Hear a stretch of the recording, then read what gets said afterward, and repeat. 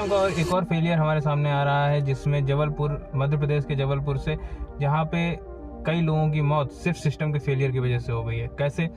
आप सबको पता चला होगा कि यहाँ पे एक क्रूज़, ये जो आंधी पानी आया है उसके तेज़ हवाओं की वजह से वहाँ का जो ये नदी, उसने एक बहुत ही भीषण रूप ले लिया, जिसके चक्कर में जो नाव थी वो पलट गई और उसमें बहुत से लोगों की जान चली गई, जिसमें एक माँ बेटे का ऐसा दृश्य देखने को मिला, जिसमें माँ बेचारी अपने बच्चे को बचाने के चक्कर में खुद भी मर गई और बच्चा भी बच ना पाया।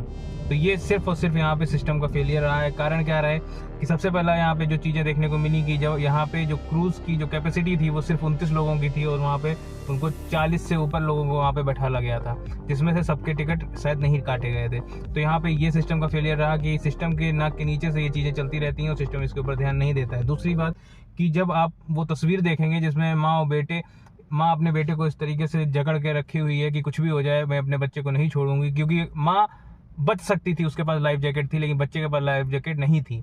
तो बच्चे के पास लाइफ जैकेट क्यों नहीं थी? क्योंकि उनके पास वो पर्याप्त लाइफ जैकेट्स नहीं थी, जिसकी वजह से उस बच्चे को लाइफ जैकेट नहीं दी गई थी। तो ये सब चीज़ें यहाँ पे सिस्टम इस चीज़ का जवाब कैसे देगा? जो लोग यहाँ पे ख़त्म हो गए हैं उनके परिवारजनों को इस चीज़ का जवाब कैसे मिलेगा, या फिर उन परिवारजनों को उनके वो लोग कैसे मिलेंगे? सिस्टम फेलियर की जो ये कंडीशन है या सिस्टम फेलियर का जो ये कारण है, इसका खामियाजा आम जनता को क्यों भुगतना पड़ रहा है? आपकी क्या राय है इस चीज़ को लेके? आप मुझे कमेंट बॉक्स में बता सकते हैं।